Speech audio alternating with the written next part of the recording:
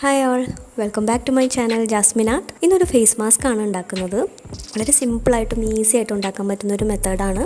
ഇപ്പോൾ നമുക്കറിയാം, പുറത്തേക്ക് ഇറങ്ങുമ്പം ഫേസ് മാസ്ക് ഇല്ലാതെ പുറത്തിറങ്ങാൻ പറ്റില്ല. ഒരു കുഞ്ഞു പീസ് ക്ലോത്ത് ഉണ്ടെങ്കിൽ നമുക്ക് പെട്ടെന്ന് ഉണ്ടാക്കാവുന്നതേ ഉള്ളൂ.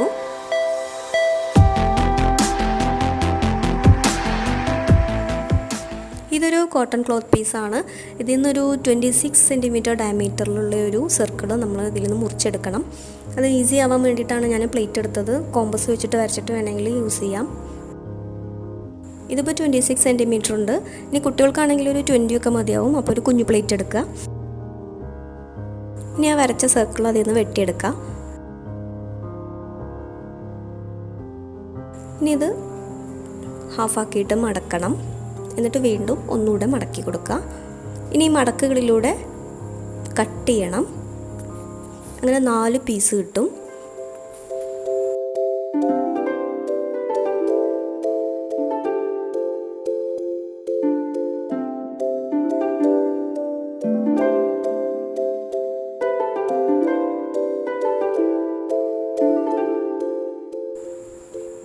ഇപ്പോൾ 4 പീസാക്കിയിട്ട് വെട്ടിയിട്ടുണ്ട്.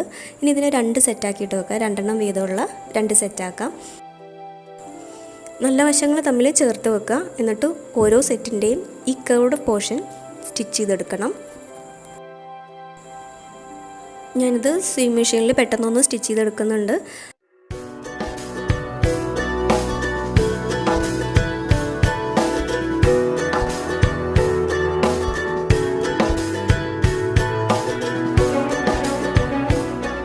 അങ്ങനെ 2 സെറ്റും സ്റ്റിച്ച് ചെയ്തെടുത്തിട്ടുണ്ട്.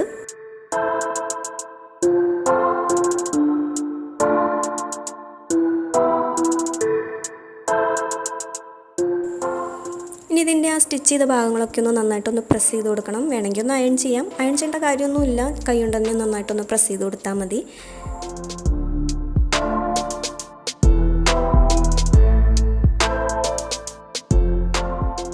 ഇനി ഈ 2 പീസസും ജോയിൻ ചെയ്യിക്കണം. ഈ 4 സൈഡിലൂടെയും സ്റ്റിച്ച് ചെയ്ത് കൊടുക്കാം.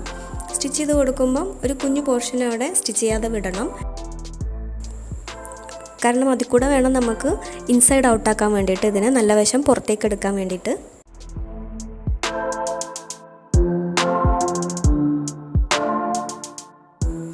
ഇതിൻ്റെ ഒരു കോർണറിലാണ് സ്റ്റിച്ച് ചെയ്യാതെ വിടുന്നത്, ഇൻസൈഡ് ഔട്ടാക്കാൻ വേണ്ടിയിട്ടുള്ള ഹോൾ ഇടുന്നത്.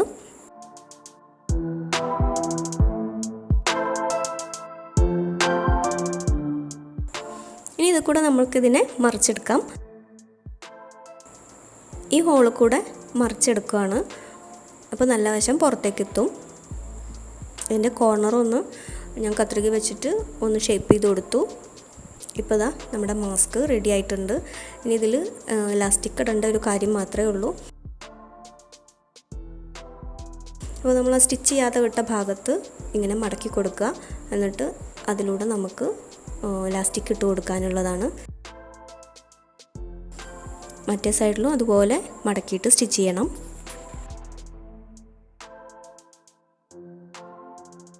ഇലാസ്റ്റിക് ഇല്ലയെന്നുണ്ടെങ്കിൽ ത്രെഡ് ഇട്ട് കൊടുത്താലും മതി. ഇലാസ്റ്റിക് ആകുമ്പോൾ കുറച്ചുകൂടി കംഫർട്ടബിളാണ് നമുക്ക്.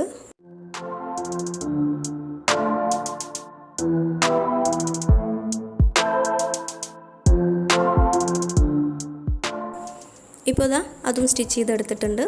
ഇനി ഇലാസ്റ്റിക് ഇട്ട് കൊടുക്കാം. ഇലാസ്റ്റിക് ഇല്ലെങ്കിൽ ഏതെങ്കിലും ത്രെഡ് ഇട്ട് കൊടുത്താലും മതി.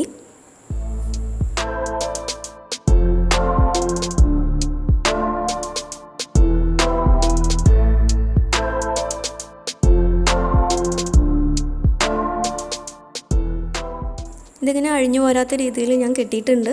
ഇനി ഇത് അതിൻ്റെ ഹോളിനകത്തേക്ക് വെക്കണം. പുറത്തേക്ക് കാണണ്ട കെട്ട്. ഇനി മറ്റേ സൈഡിലും കൂടി ഇതുപോലെ ഇലാസ്റ്റിക് ഇട്ട് കൊടുക്കുക. അതും കൂടെ കഴിഞ്ഞാൽ നമ്മുടെ മാസ്ക് റെഡിയായി.